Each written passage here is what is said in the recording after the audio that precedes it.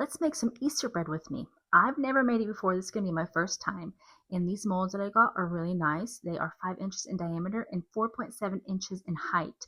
And this came with a recipe card, but I did not use that recipe. I used a Slavic person's recipe, and the recipe and everything that I used will be in the description box below. And these are so nice. This is a 6-pack of paper molds, and they're non-stick, and they are just so perfect. And the recipe I used, I had to warm some milk, add some yeast and some flour to proof it in the beginning and set it aside. This was something new to me. I've never done this before, but I was willing to give this a shot. And I had to separate my eggs, the yolks from the whites, and I added sugar to the yolks and just mixed it until it was, I don't know, a little creamy. And then I whipped the whites until there were stiff peaks.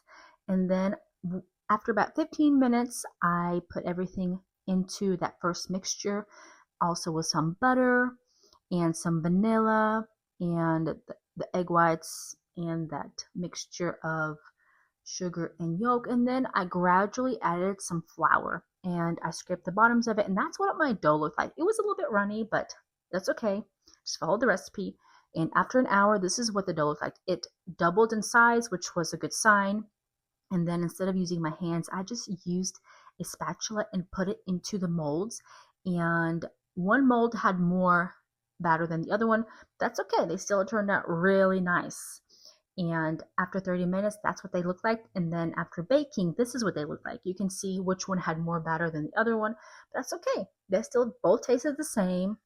One might look taller than the other one, but that's okay. They were great. This recipe reminded me of childhood. This is the one my mom made when we were younger, and this is what they tasted like.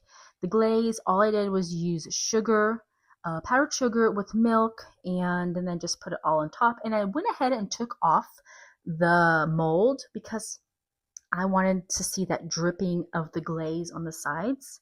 And yeah, it tasted fine. I did not put any raisins in there or any chocolate chips or any other kind of dried fruits because I'm not a fan of those. I don't know. I'm just such a plain person, and I'd rather put like some chocolate sauce on there or something. And I mean, they turned out great. If you want to try an easy recipe, this was a really simple, easy recipe. You didn't have to wait a long time for the dough to proof, and they just look really nice. I just used these sprinkles on top because they look kind of springy, and that's what I had. Didn't want to use the birthday ones. These are really nice, really pretty. It tasted fine, and this is what the inside of it looked like. It is a sweeter bread, so it's not going to be like a salty one, and this is what the inside of it looked like. It was nice.